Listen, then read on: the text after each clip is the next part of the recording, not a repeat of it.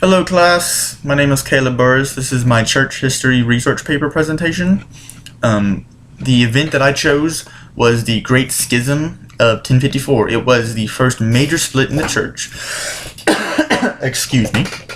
There were other splits, but they were eventually repaired, and this one was not.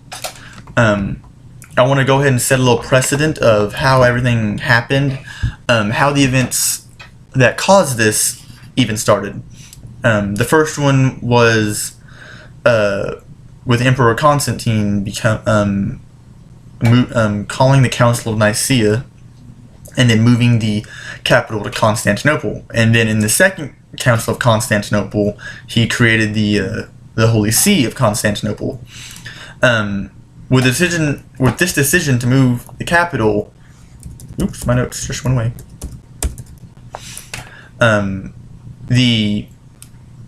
The empire's power moved centrally from Rome to Constantinople, and that's where it would remain.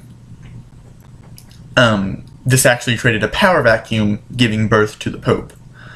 The second event that led to this that set the stage was Emperor Theodosius. Just a heads up, there are so many names in this thing.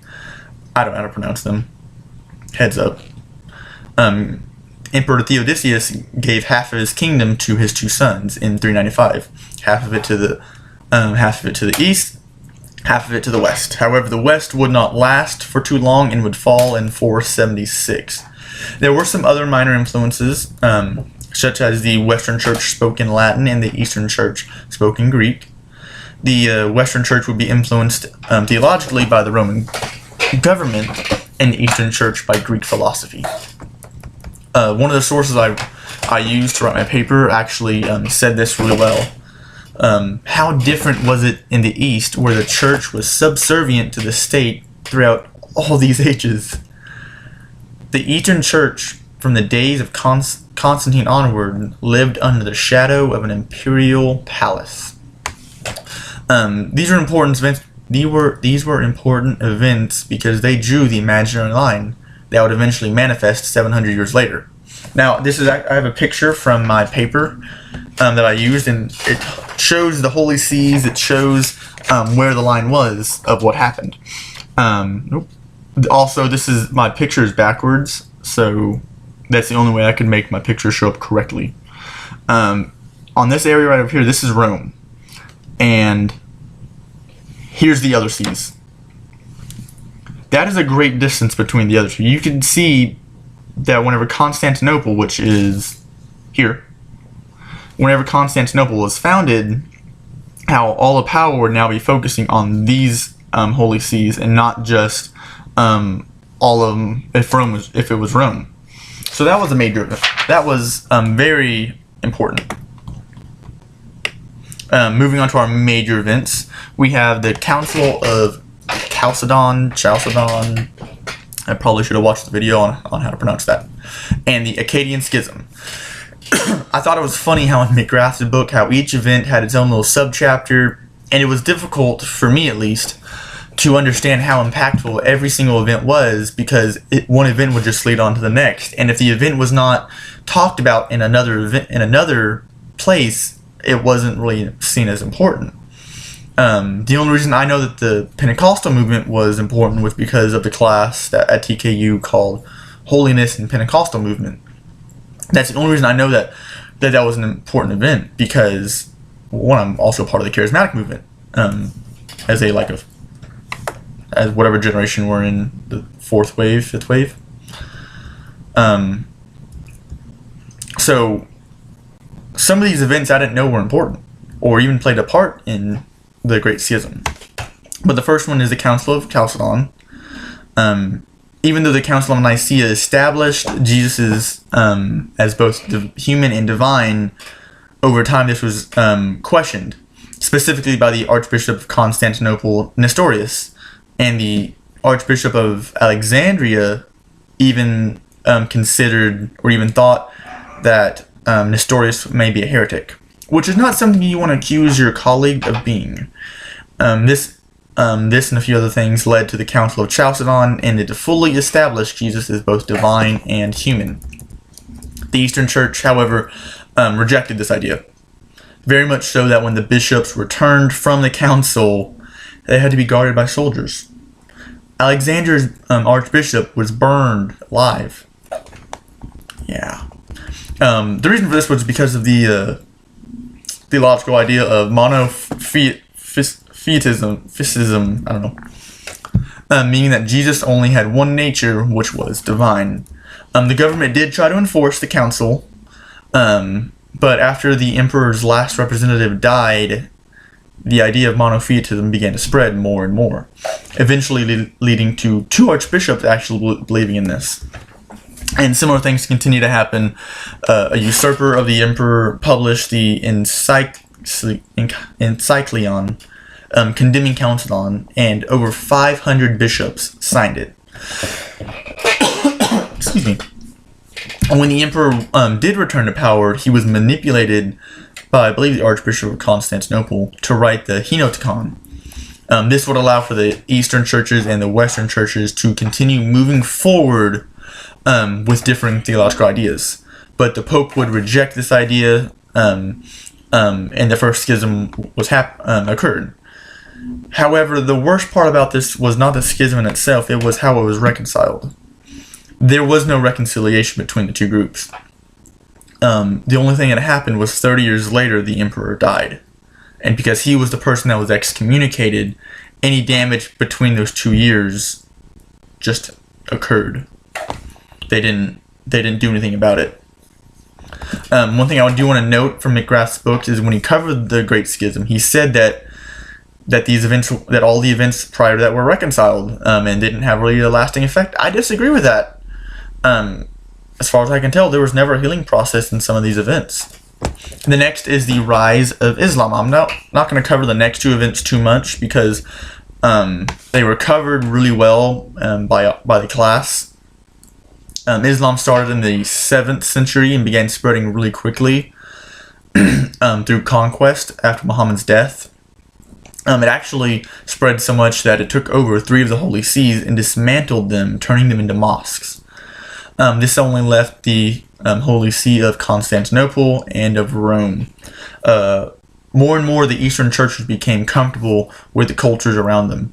There isn't much to say here except that Islam continued to influence Eastern churches, and I couldn't find it in my sources, but they said that the Eastern churches became more relatable. They related to the Islam than to the Western Church. So that was a pretty big deal. And the next one is Charlemagne, which we all covered in that week's post whenever we did it. So I'm not going to cover the who, what, when in that, but just I'm just going to cover really how did it affect it. Islam had already begun spreading. Constantinople was now pretty much taken over. It allowed for the Pope to have a lot more freedom and authority than he already did. Islam also created a even bigger strain on communication, compounding all the future events, because communication is the key to great relationships. But with the crowning of Charlemagne, the Pope was effectively saying, I am not going to assist with the battles you're facing in Islam, but I am now going to focus on Northern Europe. Now, moving on to our minor events, we have the misappropriation of power between the leaders and the church, and the leaders of the church. Because how the relationship worked between them two would always seem to be misunderstood. Constantine obviously called the Council of Nicaea, but didn't technically have any authority to do so. Charlemagne, who was the emperor on the west, actually didn't even really consider himself a servant of the church or the Pope. So that was really interesting, considering the Pope also crowned him. You know, as the person that has the authority to crown you, how does he not have power over you? The next one is the insertion of the filoque. It's a Latin word. It's spelled Filoque. I do not know how to pronounce it, so I'm just going to leave it there. In all my research, though, it said this was a major event. But at the same time, every time he would say that, the paragraph would end and move on to the next section. So I don't know why it was a major event. I don't know why it was considered a major event, but it happened in the sixth century, when the Western Church inserted this little word "filioque," which means "and from the Son," in the Nicene Creed, which now the Nicene Creed would say that the Holy Spirit proceeded from the Father and from the Son. They hated this idea, but Charlemagne's court theologians actually considered them the Eastern Church's Eastern Church heretics for rejecting this. And the final minor event is the Photian Schism. Once again, names. In 857, and on Advent Sunday, the Patriarch of Constantinople refused to administer the sacrament to an important figure and was thrown in jail. The emperor nominated Photius, but was met with strong opposition, so he asked the Pope for delegates to be sent just to assist in the situation going on. But the papal delegates actually said, "No, we want the older one actually in the position." This obviously shows the divisiveness between the two. In fact, if it wasn't for the relationship between Photius and the emperor, Photius would have been thrown in jail. Oddly enough, just to show how bad it was, 3 days after the Archbishop of Constantinople's death, the Photius was given back the position of Archbishop. The final event was sad. It was not a big event. It was a minor event, really. But it was the straw that broke the camel's back. I need to check out my time. Oh, I have 3 minutes. Yay. Cool. As Pope Leo began to look at the Eastern-Western relationship between Italy, between the two, Italy began to be attacked. Both emperors and the Pope, all was asking for the Constantinople Patriarch to help out, but he would not. Finally, whenever he did, it was too late. The Pope had been captured and would die in prison.